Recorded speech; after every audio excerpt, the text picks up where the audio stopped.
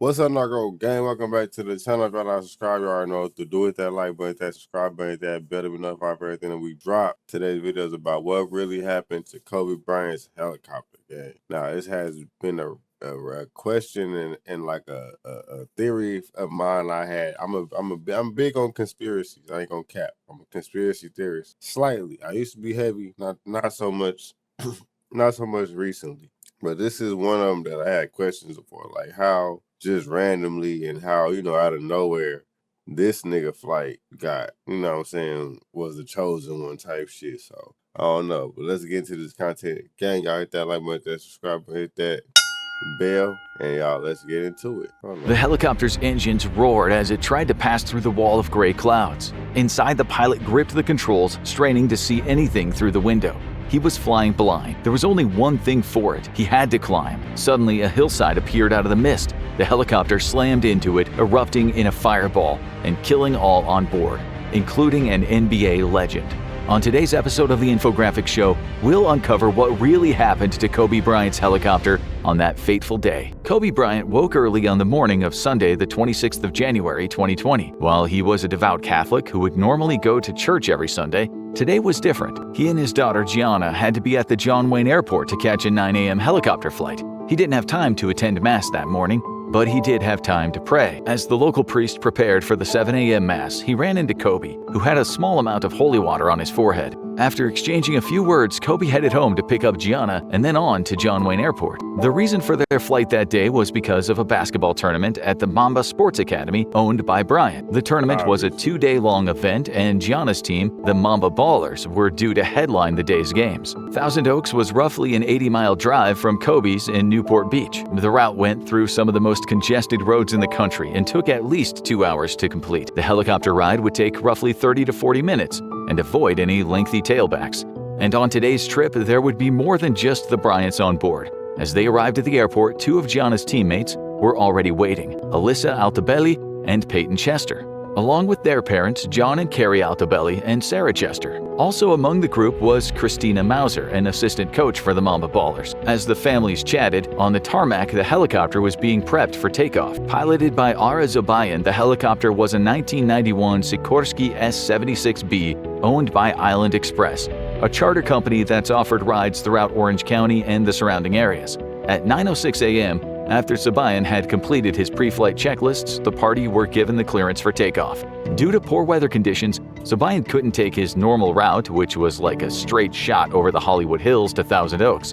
Instead, he was going to follow. That's a red flag right there, bro. As soon as they say poor weather conditions, nigga, I'm canceling my flight. There's no way I need to be in the air flying right now if my normal flight is not even safe to fly. That's crazy. Some of the major highways in the area. Going from Newport Beach, he followed I-5 to the northwest at a speed of about 150 knots. During this leg, he changed his altitude between 500 feet and 950 feet to avoid the area's mountainous terrain. At 9:20, Zobayan contacted the air traffic control at Burbank Airport, requesting clearance through their airspace. But because of an incoming craft, Zobayan circled in a holding pattern just outside of the airport until getting clearance. However, he asked a question that would be a harbinger of things to come. He asked the air traffic controller for a cloud tops report. This information, which comes out in the daily weather report, describes how high clouds are that day. Visibility that day had been around 3 miles, but looked to be decreasing to around 1 to 2 miles in some areas. Flying above the clouds would be a way to avoid the decreased visibility. At 9:32, Zobayan received clearance and the helicopter continued north. It continued to follow I-5 until entering Van Nuys airspace at 9:35. Zobayan intended to follow US Route 101 that would end at the Camarillo Airport, a 20-minute drive from the Mamba Sports Academy. After banking to the south, Zobayan advised the Van Nuys air traffic control that he was flying using visual flight rules and was dropping his altitude to around 500 feet to stay below the clouds. This would prevent Zobayan from flying into foul weather,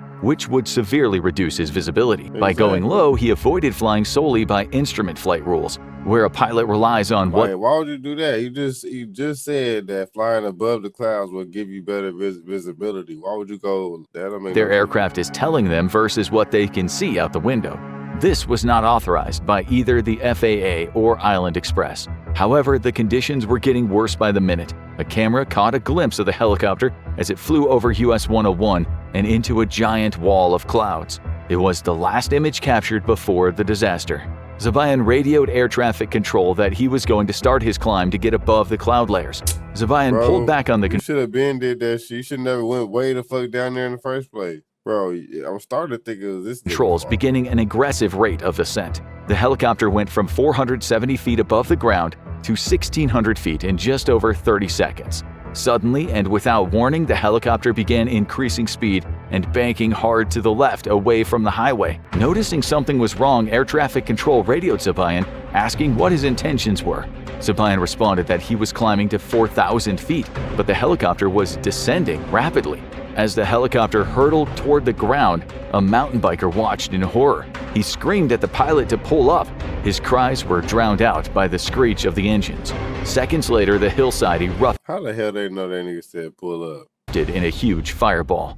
The 911 call came within seconds. At first, the sheriff's office and fire department only knew that a helicopter had crashed due to several eyewitnesses. By the time the fire department arrived on the scene, it was too late. There were no survivors. Within 2 hours, TMZ broke the story that Kobe Bryant and the other passengers were dead, sparking the first controversy of the tragedy. But how a tabloid found out about Kobe's death first would be one of many conspiracy theories surrounding Kobe's death.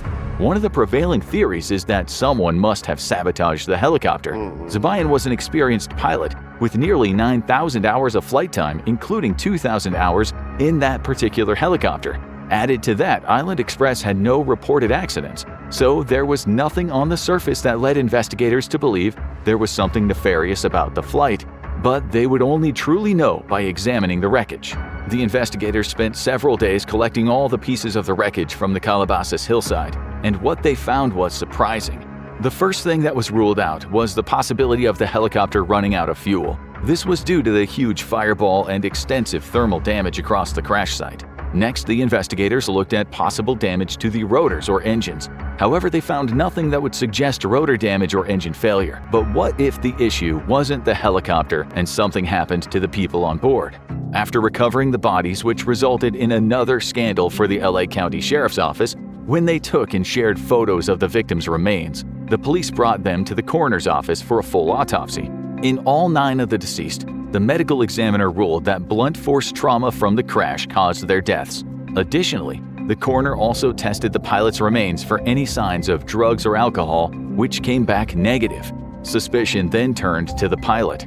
According to some theories, Kobe had made enemies in Big Pharma in his legal battle over his nickname Black Mamba. A large pharmaceutical company named High Tech Pharmaceuticals apparently owned the trademark on Black Mamba for a diet supplement pill. Kobe was in litigation over the name of this product. Some speculated that Zabayan was an inside guy hired to take out Kobe, so the courts would drop the case. But as far-fetched as that seems, is there even a grain of truth to it? Zabayan was hired by Island Express in 2011. Over the years, the already experienced pilot rose through the ranks and eventually became the head pilot in the company. Thanks to his experience, Zabayan frequently got the highest paying and celebrity clients, such as Kobe Bryant. It's unknown when exactly Zabayan started flying Kobe around, but it was for at least several years. But the pair's relationship soon went beyond merely professional. Over time, Kobe began exclusively requesting Zabayan to be his pilot whenever he had to travel. As the years went on, Kobe trusted his experience so much that he even allowed him to fly his children around without him present. In the year before the accident, Zabayan flew Kobe on several different occasions. People familiar with their relationship viewed it as a close friendship, and no one ever saw them fighting or arguing. So, if no one sabotaged the helicopter and the pilot was not an inside man for Big Pharma, what really happened that day? As mentioned previously, the weather conditions were poor that day. The visibility in the area was around 3 miles. The area where the helicopter crashed was known for bad visibility. A canyon to the south acted like a funnel, bringing adverse weather from the coast inland. This is confirmed by several cameras in the area, including one about 2 miles away that shows intense cloud cover 1 minute after the accident. The evidence shows that Zabayan, certified for visual flight rules only, navigated according to standard policies and procedures. As he made his way onto Route 101, he intended to stay below the clouds that were hovering around 1,000 feet. As he steered his helicopter toward the tricky spot along Route 101, he encountered near-zero visibility conditions. Relying on his training, Zabayan kept the helicopter on a steady course, wanting to go straight up and far above the clouds. The earlier weather report said clouds were at 2,400 feet, and he wanted to climb to 4,000 feet to be sure he could avoid them. But there was a problem. Because of his inexperience in flying with instruments combined with the sudden restricted visibility, Zabine experienced a phenomenon known as spatial disorientation, or the leans. This is when your inner ear tricks you into thinking you are going one way, but really you're going the other way. This mistake is common, especially amongst inexperienced instrument pilots. And in the 10 years before this accident, there were nearly 200 similar incidents, with many believing the leans were responsible for them. As he was relying on intuition, Zabine continued banking hard to the left since he felt the helicopter going right. He had lost spatial orientation because of the visibility, and then made the mistake of going down instead of up. Both of these factors occurred at the same time, which explains why Zabine banked down and left instead of going straight up. It was this combination of poor weather conditions, a psychological phenomenon, and horrible luck that caused the death of Kobe Bryant and 8 others that day. Now go watch the most surprising historical celebrity deaths. No, that's crazy, nigga. One bad decision. Well, really wasn't but one bad decision, one bad combination of events. Like, that was just a bad, like, you should never flew. That was a bad decision. You should have never flew that day, bro. They already told you your normal route was not clear. So, and then it was after that, it was just a lot of, man, you can't put your life in other people's hands. That's for sure. That's gonna be the end of the video. Y'all hit that like button, that subscribe button, hit that bell to be notified for everything that we drop. Let me know what y'all think about this in the comments. Catch y'all niggas tomorrow.